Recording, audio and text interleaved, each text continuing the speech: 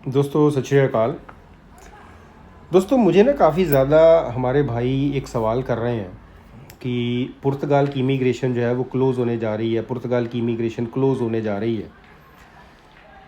तो क्या वाकई में ऐसा हो भी रहा है कि नहीं? क्योंकि मैंने उनसे पूछा कि भैया पहले मेरे को ये बताओ कि भाई ये आपने कहाँ पर न्यूज़ पढ़ी है कि पुर्तगाल के प्राइम मिनिस्टर ये बात कह रहे हैं, या पुर्तगाल की पार्लियामेंट में इस तरह की कोई डिबेट चल रही है, मीडिया के अंदर बार बार इस तरह की न्यूज़ आ रही है, या सैफ ने अपने जो ऑफिशियल सोशल मीडिया प्लेटफॉर्म है वहाँ पर अपडेशन इस तरह की दी है, या सैफ की वेबसाइट के ऊपर इस तरह की कोई न्यूज़ आई है कि जी पुर्तगाल की इमिग्रेशन हम लोग क्लोज़ करने जा रहे हैं।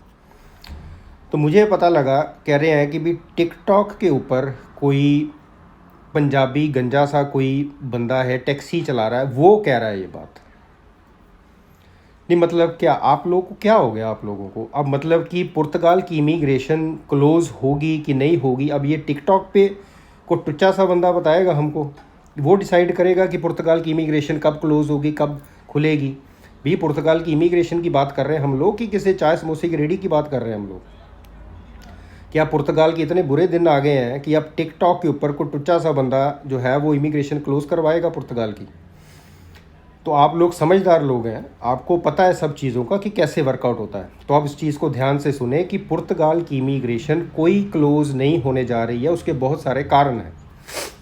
सबसे पहला कारण ये है कि पिछले 2 साल से सैफ का शोर पड़ रहा था कि सैफ एक नई एजेंसी में बदल रही है, सैफ एक नई एजेंसी में बदल रही है।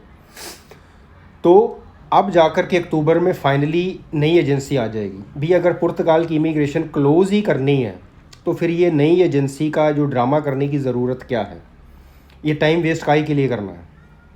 दूसरा रीज़न, अगर पुर्तगाल की इमिग्रेशन क्लोज़ होती है यानी कि आर्टिकल 88 और 89 इनमें तो कोई नहीं बचेगा। फिर अगर आर्टिकल 88 और 89 क्लोज़ हो जाते हैं तो इसके साथ फैमिली रीयूनिफिकेशन 98 वो भी अल्टीमेटली क्लोज़ हो जाएगी, क्योंकि वहाँ पर एप्लीकेशंस नहीं है। उसके बाद आर्टिकल 92 और 122 ये भी साथ में इंक्लूड हो जाएंगे। वहाँ कौन जाएगा फिर? और गोल्डन वीज़ा ये ऑलरेडी क्लोज़ कर चुके हैं। जो CPLP कैटेगरी है, पोर्चुगीज़ स्पीकिंग कैटेगरी है, वो ऑलरेडी सारा कुछ ऑनलाइन है। तो अल्टीमेटली जो नई एजेंसी के जो लोग आएंगे उन्होंने करना क्या है? फिर उनका क्या काम बचा? आप खुद समझदार हैं, वो क्या करेंगे आकर के? जब सब कुछ तो क्लोज़ हो गया, काम तो कोई बचा ही नहीं, तो उन्होंने क्या करना है फिर? नंबर 3, देखिए दोस्तों, ऑन एवरेज जो पुर्तगाल की जो वैकेंसीज़ ओपन होती हैं हर महीने वो 4000 से 6000 के करीब होती हैं।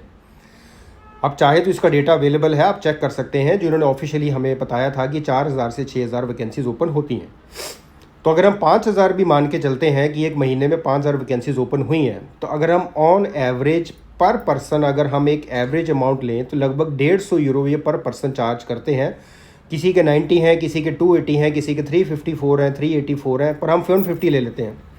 यानी कि अगर 5000 लोगों से उन्हें हर महीने 150 यूरो लिया तो 150 इंटू 5000 करिए तो 7.5 लाख बन जाते हैं यूरोस। और इन्हीं 5000 लोगों ने 80 यूरो के हिसाब से टैक्स भी भरना है। तो यानी 8 पंजे 40, यानी मोटे तौर पे अगर हम देखें तो 1 मिलियन यूरोस की प्लस की इनकी आमदन है एक महीने की इस कैटेगरीज में से। तो साल की 12 मिलियन प्लस है। और इन लोगों ने, आप सामान भी खरीदते हैं यहाँ पर, काफ़ी कुछ ये लोग करते हैं, तो वो आमदन अलग से ऐड हो रही है। और जब रिसेशन का टाइम है, महंगाई का टाइम है, ऐसे सिचुएशन के अंदर ये लोग ये इनकम छोड़ने वाले नहीं हैं, क्योंकि ये फ्री के पैसे हैं। नंबर 4, अगर फ़र्ज़ करें अगस्त 2023 को सैफ या यहाँ की गवर्नमेंट ये डिसाइड करती है कि हमने पुर्तगाल की इमिग्रेशन क्लोज़ करनी है, तो उनको ये चीज़ फाइनलाइज करते करते 2.5 से 3 साल का टाइम कम से कम लग जाएगा। क्योंकि आप जानते हैं कि सिर्फ सैफ को नई एजेंसी बनाने में इनको 2 साल का टाइम लगा है, और पुर्तगाल की इमिग्रेशन क्लोज़ करना ये बहुत बड़ा मैटर है। तो आज अगर अगस्त 2023 में ये लोग प्लान करते हैं, डिस्कशंस होंगी, डिबेट्स होंगी, कई सारी चीज़ें आएंगी, तो इस चीज़ को लागू करते करते इनको 2.5 से 3 साल का कम से कम टाइम लगेगा। यानी अगर अगस्त 2023 में ये लोग प्लान कर रहे हैं तो होते होते कम से कम अगस्त 2026 आ जाएगी। इतना लंबा टाइम लगेगा इनको, और अभी तक ऐसा कुछ नहीं है। और चौथे नंबर के ऊपर इन लोगों के पास लेबर शॉर्टेज है। आप सब लोग जानते हैं कंस्ट्रक्शन में, एग्रीकल्चर में, होटल इंडस्ट्री में, रेस्टोरेंट्स में, ये सारा कुछ लेबर शॉर्टेज चल रही है। और बहुत बड़ी गिनती के अंदर हमारे लोग इस कमी को पूरा कर रहे हैं।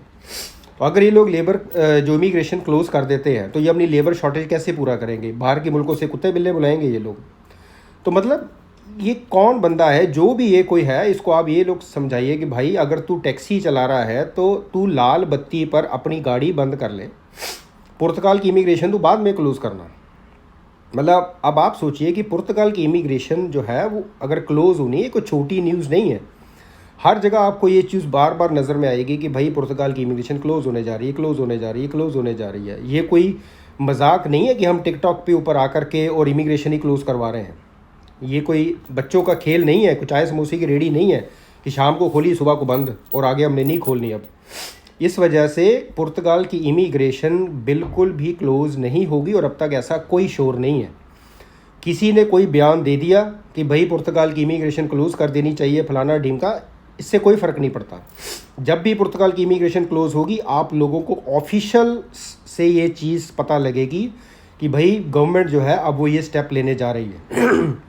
सैफ नई एजेंसी आपको बताएगी, मीडिया आपको बताएगी, गवर्नमेंट के ऑफिशियल्स आपको बताएंगे और ये चीज़ मीडिया के अंदर बहुत बड़े तौर पर चलेगी कि पुर्तगाल की इमिग्रेशन जो है वो क्लोज़ होने जा रही है।